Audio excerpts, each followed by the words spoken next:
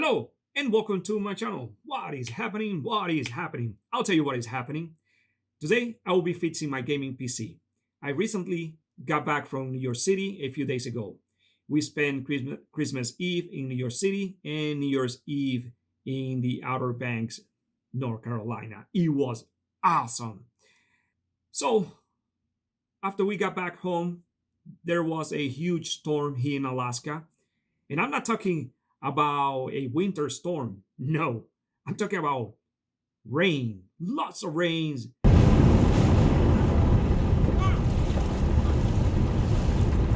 This is crazy. And crazy winds, the worst I have ever seen.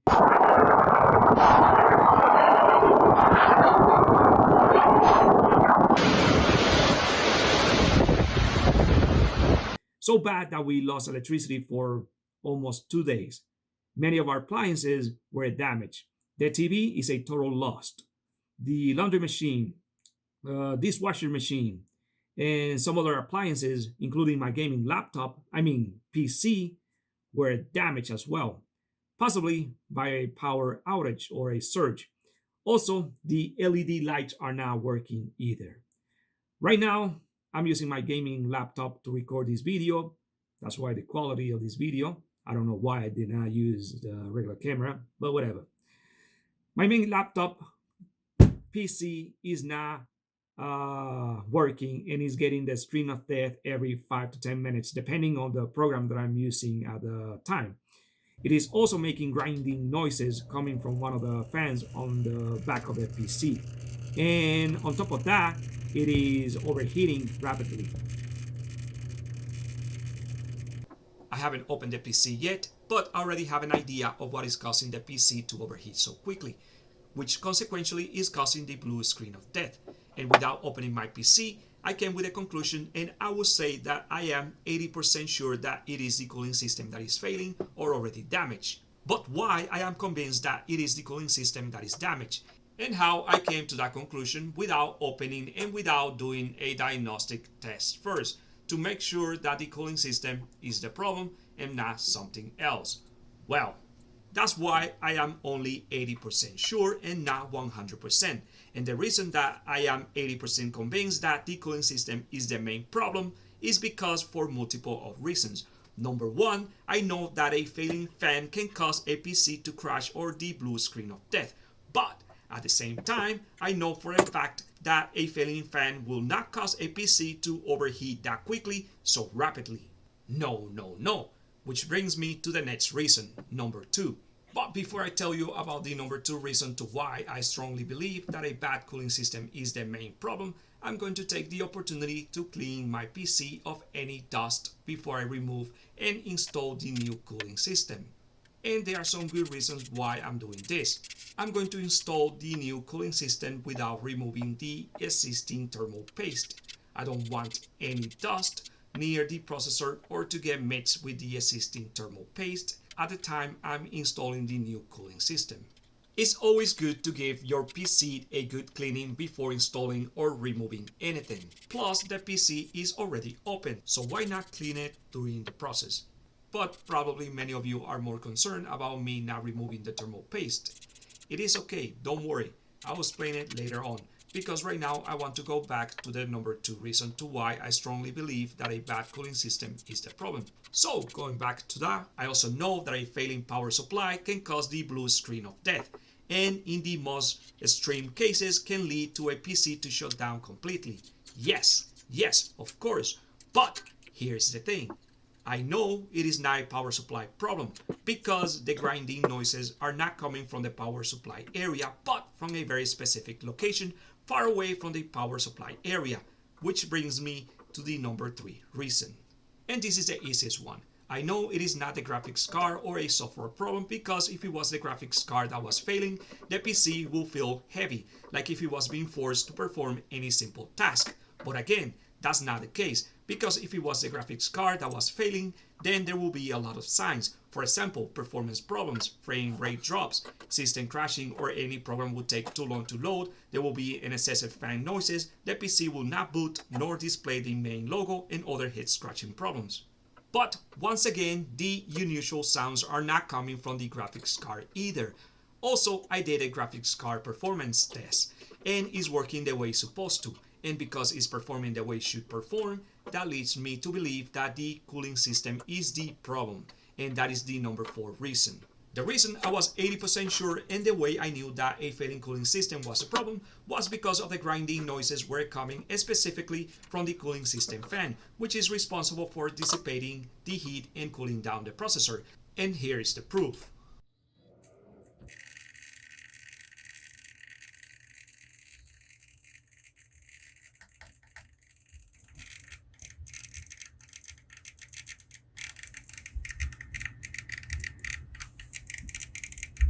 The processor is the one overheating because it's not being cooled down by the cooling system. So that's how I knew that it was not the graphics card, the power supply, nor other components so far. The processor is the one releasing so much heat because of a failing, or should I say, a already bad cooling system, which is not good at all. I hope that the processor is not damaged. I hope not. So for this repair, I will use as a test an older cooling system that I bought in 2022 that I was supposed to install on my older gaming PC, but I never did for some reason. But I'm guessing I didn't do it because I stopped using my older gaming PC after I bought this one. And that will make sense. So the cooling system I'm going to install right now as a temporary test still is in its original packaging and is the Corsair H60 Dehydro series, which came out in 2018. This is a high performance CPU cooler which offers a powerful and low noise liquid cooling. Now, before I proceed with the installation, I have to clarify that I'm not planning on leaving the Corsair H60 Dehydro series permanently on this PC. This install will be more of a test run before I go ahead and purchase a new cooling system, because even if I am 80% sure that the cooling system is the problem, there still are other issues that I need to rule out before I go ahead and make a purchase. It will be very bad if I go ahead and buy a newer cooling system and then find out that I was wrong. I don't want to make a fool of myself when there still is a remaining 20% chance that something else could be the problem. Because of course there are many more issues that I haven't mentioned yet that can cause a PC to overheat and the blue screen of death. Not just only the ones that I mentioned before, a bad power supply, a faulty fan, or a bad cooling system. For example, dust buildup, faulty RAM, outdated softwares, viruses or malware, old thermal paste, poor ventilation, overclocking, and one that many people don't realize. One that can cause any PC to crash. And I have seen that one happening all the time. A hot environment. Yes, a hot environment. You have no idea how many times I have friends asking me why their PC is overheating so much when they claim that they have a very expensive and a powerful gaming PC. One thing I keep telling them is to make sure that the PC is located in a cool environment or in a place with good ventilation, because the location where the PC is placed or located can also contribute to a PC to overheat. It's totally understandable. In bladder voiding, as in real estate, it's location, location, location. What many people don't realize is that the more powerful the PC is, the more heat it will produce and the more cooling it will need. It is not just a coincidence that hospitals, banks, offices, or any other places that uses PCs have their AC blasting all the time. So next time you visit any of these facilities, remember that the AC is there more for the equipments, their PCs, and its components than for you. Now, probably many of you are wondering why I'm not removing this system thermal paste. Well, it's because it's a bit complicated, but I'm going to make it very simple. I'm not planning on leaving the new cooling system for too long, probably only for a couple of days, until I buy a more powerful and updated cooling system. Also, I want to know if it is the thermal paste that is causing the problem and not the existing cooling system. Because in rare cases, the thermal paste is the one responsible for a cooling system to overheat, which in turn can lead to increased fan noise as the fans try to compensate for the poor heat dissipation. And if it's that the case that the thermal paste is the problem, then it will mean that the cooling system is not bad, but is just compensating for a bad thermal paste. So there will be no need for me to buy a new cooling system, but a new thermal paste. And it can happen because I have seen that before. It is not my first rodeo. And as you all saw, I did not remove the thermal paste because there are some key indicators that I can use to determine whether a thermal paste is good or not. And in the case of the existing thermal paste, I did a visual inspection before proceeding with installation, and the consistency of the paste looked good, no visible liquid separation, no bad smell.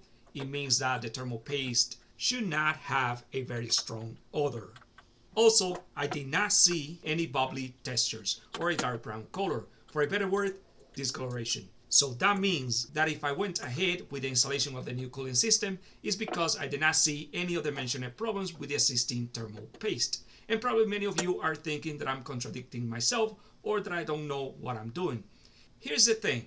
Remember when I said that removing the thermal paste is a bit complicated? It's because it is. Yes, a thermal paste can appear visually good, but still be bad, as the true measure of its effectiveness lies in the thermal conductivity, which can degrade over time even if the paste looks consistent. So it is important to check for signs like high CPU temperatures or poor performance even if the paste appears to be fine. And if many of you are thinking, if that's the case, why not just go to the store and buy a new thermal paste and find out? Well, again, it's not that simple even if it sounds logical, because I still have to remove the existing cooling system, remove the thermal paste, go to the store, buy a new thermal paste, come back, put everything back together, and on top of that, turn on and run the PC to do a CPU test, which again sounds logical. Yes, 1000%, but why would I do that when I already have a brand new cooling system and do the same CPU test and at the same time confirm if the old cooling system was bad? So in many ways, installing a new cooling system will be like doing two tests at the same time without removing, installing, removing, and installing. A CPU test will let me know if the thermal paste is good or bad, because the new cooling system will or will not be performing the way that it should. And that's how I will know if one or the other one is good or bad, or both are bad. Basically, I will be killing two birds with one stone. And I hope that makes sense now, because that's why I said before that talking about the thermal paste is a bit tricky and complicated because it has many gray areas. And even if the thermal paste is in good condition, it doesn't mean that I won't remove it later on when I buy a more updated cooling system.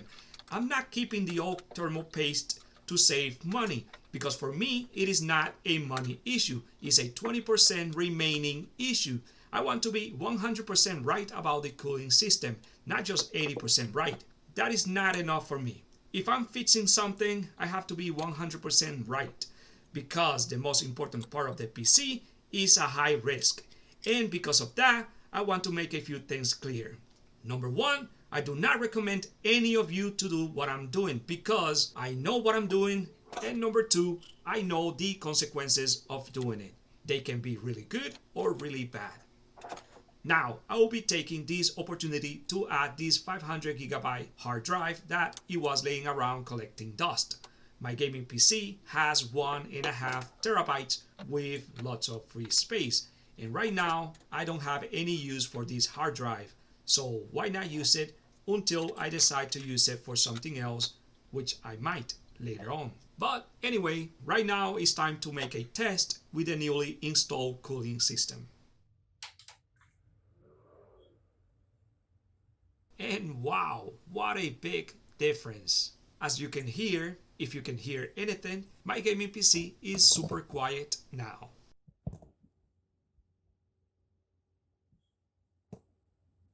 There are no more grinding noises or noises at all.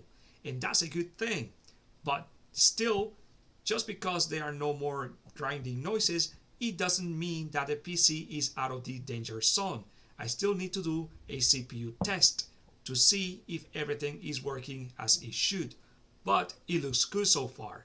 And now that the new cooling system is already installed, I'm going to check the fan that I disconnected when I removed the old cooling system, because there is a possibility that the fan was the one making the grinding noises and not the cooling system. I'm still giving the cooling system the benefits of the doubt. So let's see what happens with the fan.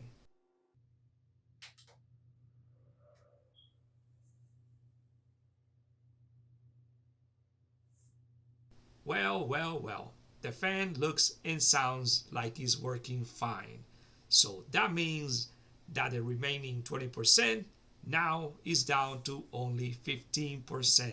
So yay! But still, I cannot claim total victory. I still need to do the most important test, the CPU test. And with that same test, I will be testing the thermal paste and the new cooling system all at the same time. So it is time for me to put my gaming PC back together and finally get the final verdict. And also I'll be adding the fan that I just removed, because why not? If it is working, let's put it back to work. And for this test, I will be playing Diablo 4 and then Killer Instinct. I will be playing both games at their max resolution. Many of you might be thinking that Diablo 4 makes total sense for this test, and it does. But why Killer Instinct, a game that came out in 2013? Well, the reason that I will be playing this game is because it has a very cool feature that I really like. Plus, it's a fun game. You will see what I'm talking about. But before I do that, I'm going to take this opportunity one more time to repair the keyboard leg that one of my kids broke a couple of months ago.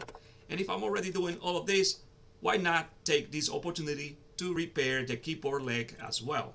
And yes, I do know that I can buy a keyboard leg, feet, or whatever you guys want to call it. I know that I can buy a keyboard replacement on Amazon, eBay, Walmart, AliExpress, or freaking Temu. But where is the fun in that? Plus, this will be a very simple repair. I will be only using the keyboard leg, of course, 2 small nails, a pizza divider, a scissor, a cutting plier, and some fire! And that's it. Let's begin. Once again, this is not about money. Money is not the issue. This is about having fun. And I don't think there is a necessity for me to explain what I'm doing, because it's a very simple process.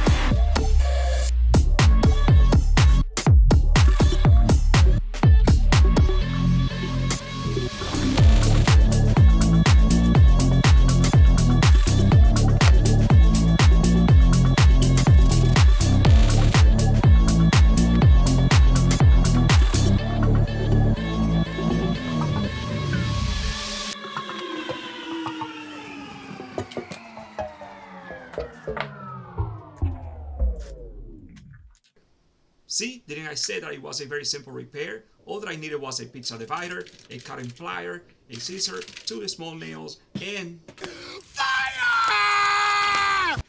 And as you guys, girls, and everybody else can see, the leg, feet, bracket, whatever you guys, girls, and everybody else wants to call it, you all can see that it is working perfectly. So, yay for me! And now that that is done, it's time to test my gaming PC and find out if I was 80% wrong or I was right about the cooling system being the only problem. This is the moment of truth. Let's do it. Let's find out. I usually don't turn on my old gaming PC because I barely use it. But for the sake of this video, I turn it on just to compare with the newer gaming PC. Of which, by the way, that's the PC I was supposed to install the Corsair H60 the Hydro series 2 years back, before I bought this one. And as you all can hear, there is a huge difference between the two. And if you all pay close attention, you all can hear that the fan noises are not coming out of this one, but from the older gaming PC. Just hear the difference.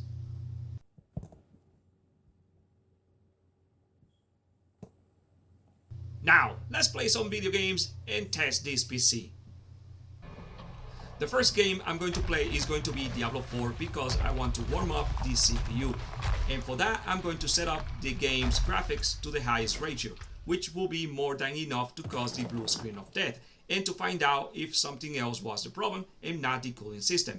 But if the blue screen of death doesn't happen, and if the CPU do not underperforms, then that will mean that I was right when I said that I didn't think that the power supply, the thermal paste, the fan, remember that I tested the fan and it was fine, the graphics card, or any other components were the problem, but only the cooling system. Then, if that's the case, instead of being 85% right, again, remember that the fan was fine, then it will mean that I was 100% right, and that will feel awesome. As you all can see, I'm playing Diablo 4 at the highest resolution, and it's working perfectly. And to push my gaming PC a lot further, I decided to run Adobe Premiere Pro in the background, a 4K video and other programs. And after playing Diablo 4 for almost 2.5 hours with a bunch of programs open all at the same time, I can safely say that I was right about the cooling system 100%. Because so far, I haven't had any problems playing Diablo 4. Not a single problem. No lagging, no loading problems, the CPU was not overheating, and thankfully, no loud noises.